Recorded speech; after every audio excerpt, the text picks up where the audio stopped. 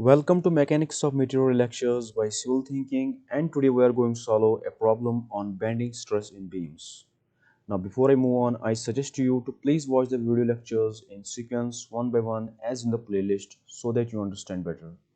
The playlist link is in the description, or also you can click on the pop-up on your screen. You can also download the PDF solution of this problem from the link in the description. And also, if you have any strength of material problems, statics problems, or mechanics of material problems, you can contact me and I will definitely help you. The link to contact me is also in the description. Now coming to the problem, a simply supported beam 2-inch wide by 4-inch high and 12 feet long is subjected to a concentrated load of 2000 pounds at a point 3 feet from one of the supports. Determine the maximum bending stress in a fiber located at 0.5 inch from the top of the beam at midspan. Now let me tell you what it is saying. It's saying we have a simply supported beam like this.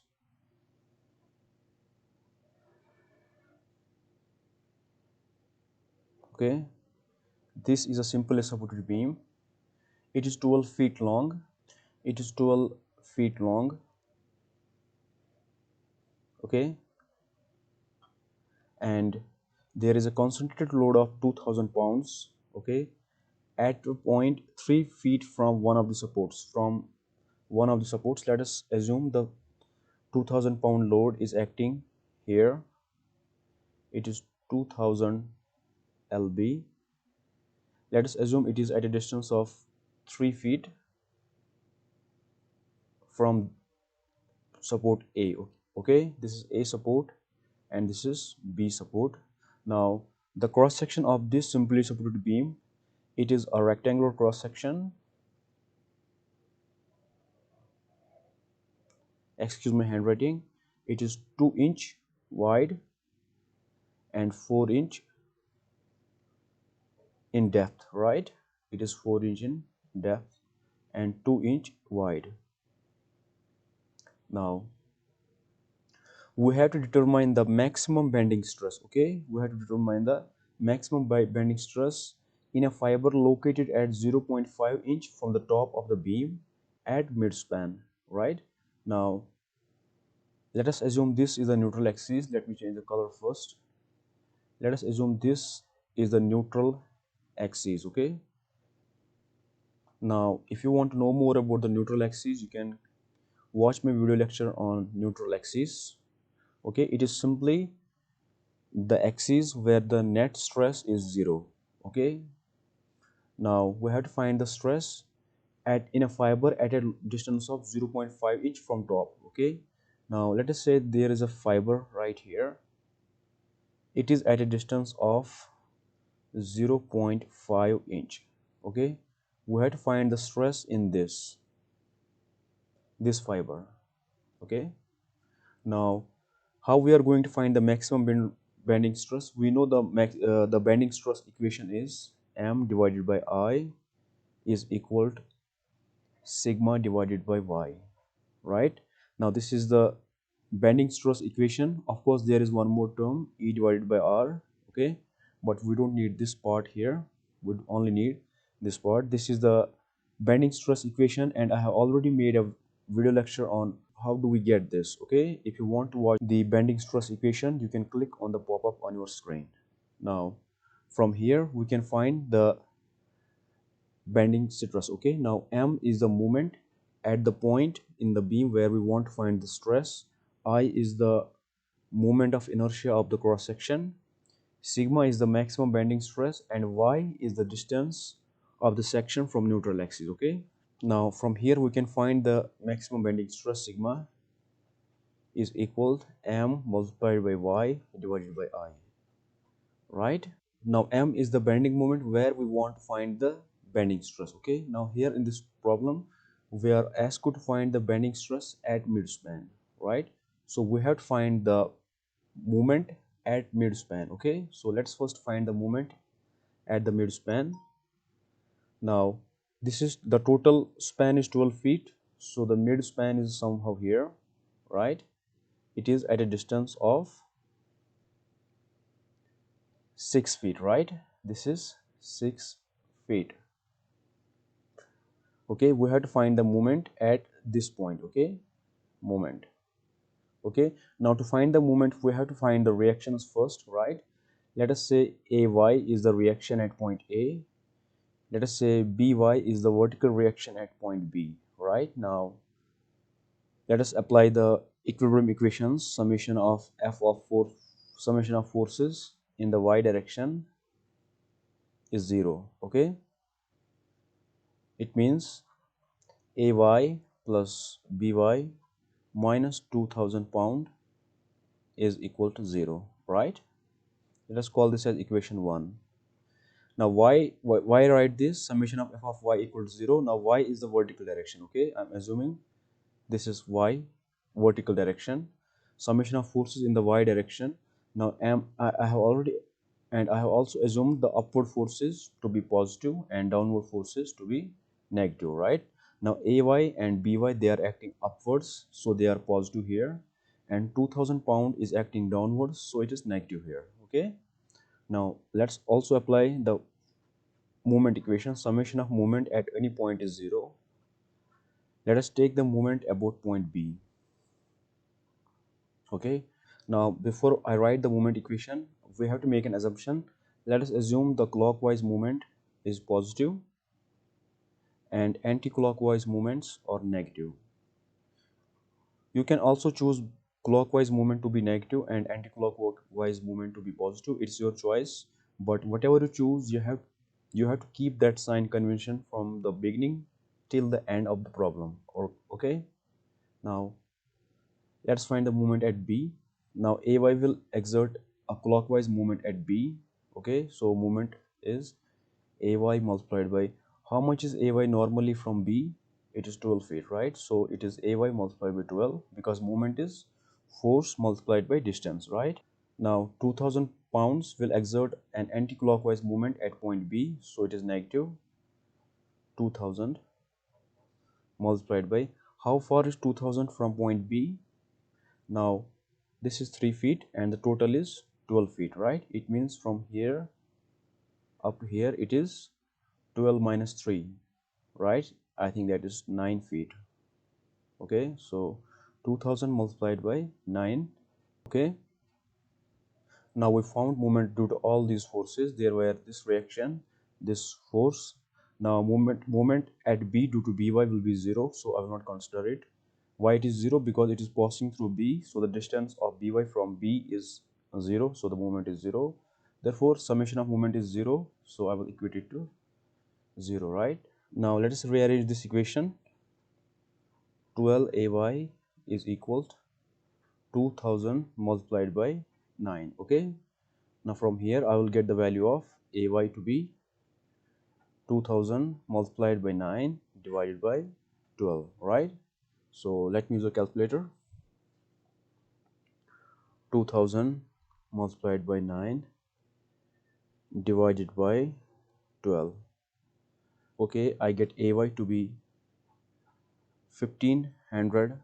Of course it's pound, right? Now AY, we get AY to be, let me change the color first. Now this AY is 1500 pound, right? Now from this equation I will get the value of BY. Now 1500 pound is AY plus BY minus 2000 is 0. From here I will get the value of BY to be 2000 minus 1500, right? It is 500 pound, right? So BY is 500 pound. Okay, anyways, we did all of this. Why we did? We just wanted to find this M, right? We wanted to find the moment at the midspan, right? Because we have to find the bending stress at the midspan, so we had to find the moment at the midspan. Anyways, now we will be able to find the moment because we know this reaction. Now let's find the moment. Now moment at midspan will be due to this reaction, right? AY, it is equals, now AY will exert a clockwise movement at midpoint at this point. Okay, so it is 1500 is AY multiplied by 6, right? 1500, it is pound, right? 1500 pound multiplied by 6 feet, right? Then at the midpoint, 2000 pound will also exert moment, and it will exert an anti-clockwise moment, right? So it is negative 2000 multiplied by, how far is 2000 from the midpoint? Now from here up here it is 6, from here up to here it is 3, right? So from here to here it is 6, 6 minus 3, right, which is 3 feet. Okay, so it is 3 feet, right? So moment is, let me use a calculator, 1500 multiplied by 6 minus 2000 multiplied by 3, it is 3000, right? Now moment is 3000 what? It is pound feet, right? Because it's pound and this is feet, so it is, moment is pound feet. Okay, so we got the value of moment. So let me erase all of this first. After that we will find the value of y and I. Okay,